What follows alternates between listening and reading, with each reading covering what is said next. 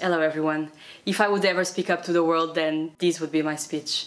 I found this speech on one of my journals from when I was 14, and I took it and I adapted it to my current self and to my current situation and to the world we live in right now, to 2020. But it's funny how a lot of things still apply to today. I am no one. I'm a meaningless being in a world of 7.5 billion people. I think I'm important and I try to get better every day. But in reality, I'm nothing. I'm no one. But why does it matter? I have a lot of ambitions and I do have a lot of dreams. But as I am right now, and all the dreams and ambitions that I have in this current moment have been changing over time. And so have I. And so has the world. And so has everyone. So why does it matter?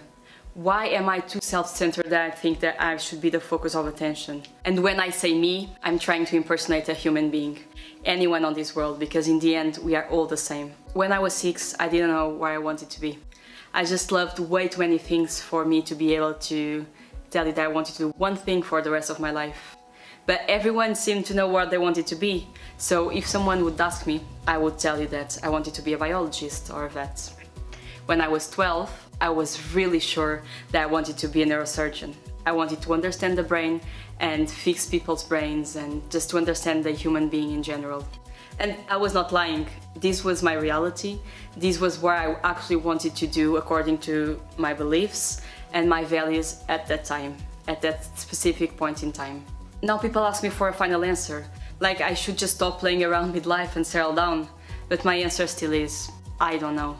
Honestly, who does? And why should I? Why are we trying to put someone inside a box and tell you just to do one single thing when I just love way too many things and I just want to experience life? I just want to be a student forever. I want to learn. I want to understand the world and myself. Why are we not just focusing on becoming our best versions and focusing on what really matters and what makes us happy? By having this kind of speech, we're taking everyone back to Henry Ford and to mass production. I mean, he was a genius, but he built cars, not people. In 50 years' time, if you'd ask me again, my speech might change, as robots start to take over and there will be no jobs left for the average human being. We are limited and we are fragile.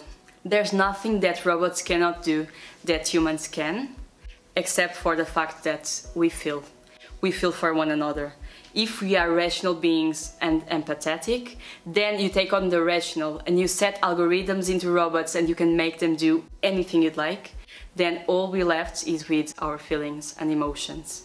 So I do believe that's the most important human trait that one can develop, the fact that we can feel for one another. But that can also go in the opposite direction. That can also be our ending, when people are dying and when people are starving. Oh school, you've been good. You tried to give me the education, you did. You tried to draw my path, you tried. You tried to put me inside a box and tell me how I should act in the world. And I did let you down. I apologize for that, but I can be bored somewhere in the future. Not right now. And maybe never, because I'm way too rational and way too emotional for this. And I also think that it's so important to learn, but knowledge is also fake. It's superficial and it's temporary. And craving for constant knowledge is also cause for immune suffering. You try to create a good student, you got it. You try to create a successful person, not according to your standards.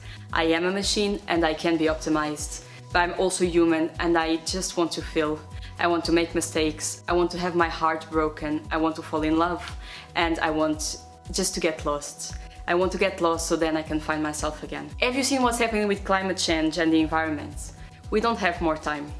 Veganism seems to be a trend right now, and as a vegan myself, I'll tell you, it's not enough. Have you seen there are still people dying of hunger and living with less than €1 a day? But nothing of that matters when all we really want is to get flying cars and go to Mars and conquer other planets. But you know what? There's also another planet there, it's inside our heads, and which we cannot control. And if the end goal is to be happy and we keep fighting with the planet that we have inside our heads, then we'll never get anywhere. Only if everyone would be happy and fulfilled. You know, Germans are hard workers, Portuguese people like to enjoy life and Thai people like to smile. Japanese, they are very polite. We are all different and we all live according to our own values and culture and beliefs. Only if we'd combine every single aspect of different cultures, then we could create an utopian society in which we'd like to live in. But that's not possible. That's just a fantasy that we cannot conquer. The truth is, there are still a lot of problems. in the world and in the world that we created inside our heads. And we cannot fix them all. It's not humanly possible. But we can try to create a society in which we stop trying to build machines. Because machines are there, they exist. And if we are feeling humans, then why don't we create people that are more caring and loving, that can actually feel for one another and take care of the people that we have around us? If the world would be a world in which everyone loves themselves and is able to love the others, then I think this would be a beautiful world. So let's stop trying to put everyone inside the box. Let's stop trying to draw people into being what we want them to be when they are not reaching their full potential.